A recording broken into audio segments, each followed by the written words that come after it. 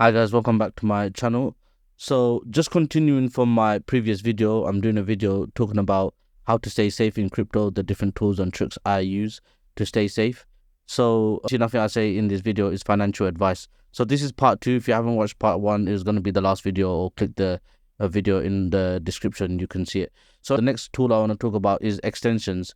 So you can get a lot of Chrome extension, different extensions that will help you stay secure in crypto. So when you go to sign a transaction in MetaMask or whichever wallet you use, it'll notify you if there's anything malicious. So there's a lot of extensions like this. And my personal favorite, the one I've used, is called Guard. The link is here somewhere.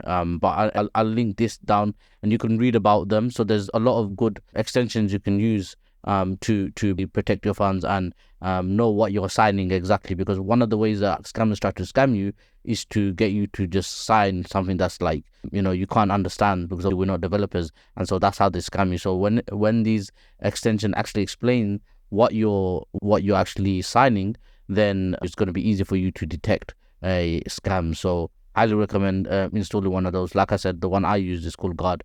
Next up, there's two websites you can use to revoke contracts. So why would you want to use this? So let's say a project you previously used in the past has got scammed, so I've got attacked or hacked, right?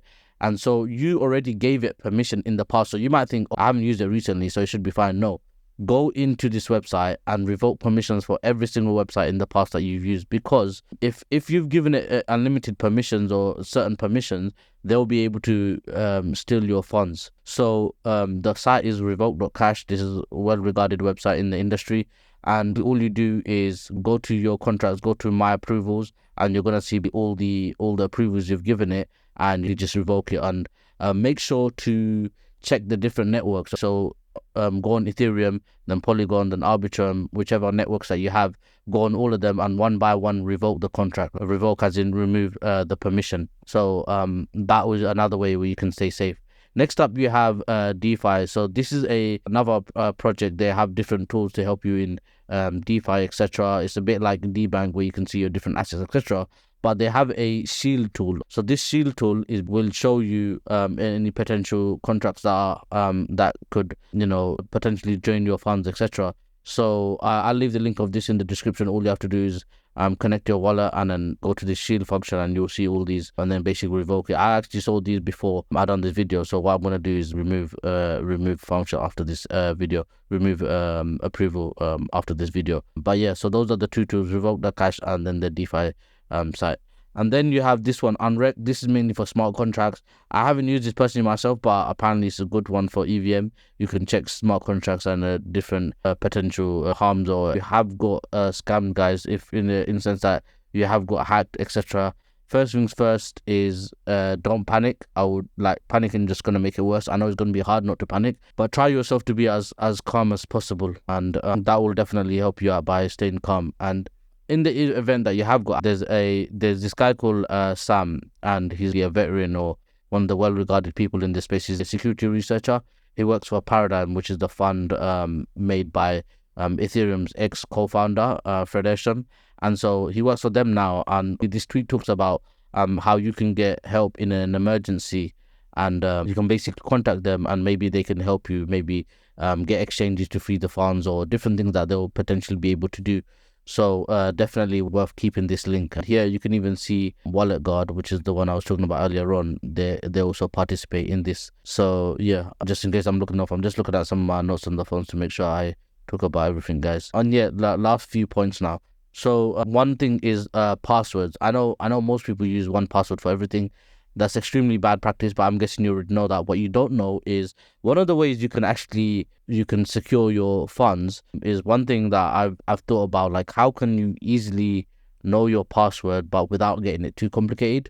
So what you could do is, number one, just make another password for everything that you want to secure. So like you have two passwords. That's not too hard to remember, right? So you have one password for everything. I mean, ideally, obviously, you should have different passwords for everything, but let's say you're one of those guys that have one password for everything. What I would recommend is have one password for everything that has your funds or anything really important. that has like your KYC or your funds. Like for every exchange, have another password. So let's say, for example, Satoshi Nakamoto. I don't recommend that, but just say this the password is Satoshi. Now what you can do is for Binance, put a B. So Satoshi B 123.com. For Coinbase, it'll be Satoshi C because of this. He starts with C. And for Kraken, maybe you put Satoshi K. So now, if one of your exchanges gets hacked and the hacker gets your password, he won't be able to access all your stuff because he won't know that you're putting that one letter because it's the start of the exchange. Actually, this is not even a fail-proof way, but it's something that I thought of that is better than having one password for everything, right? And that's just the worst thing you can do.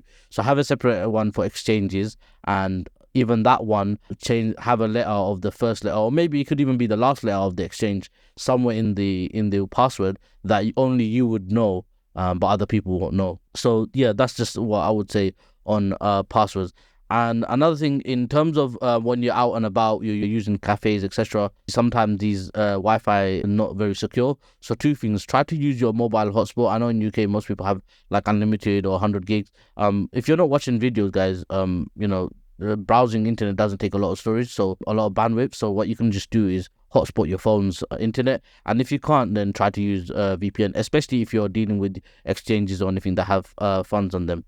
And last few things actually, don't assume you're not gonna get hacked, guys. I know, like, you're thinking, yeah, it's never gonna happen to me. Ask every guy that's got hacked. He thought the same thing. He thought it's never gonna happen to him, and he's fine. And next thing you know, he clicked on a link, and next thing you know, half his funds drained. Right? So take these precautions straight away after you watch these videos. Do what you haven't, put it add it to your to-do list, or take steps gradually which ones you're not doing, and change gradually, improve your security, because as crypto gets bigger and bigger, there's going to be more and more scammers, and they're going to get more and more sophisticated and more smart. And I also want to say, just don't try to advertise yourself too much. Like, one of the reasons why I didn't even want to start doing YouTube videos is because it kind of puts a target on my back. I didn't ever want to like get out there, but I ended up doing it because I thought there's other benefits to this, helping people out, etc. But just don't advertise your wealth. The more low key you are, the better it is. We've seen stories already come out where people have been beaten up, etc., for their crypto funds, whatnot. So the more low key you are, the better it is. People don't need to know your business, and people don't need to know about how you done in crypto, etc. And just have a contingency plan in case anything happens to you. Let people know that need to know.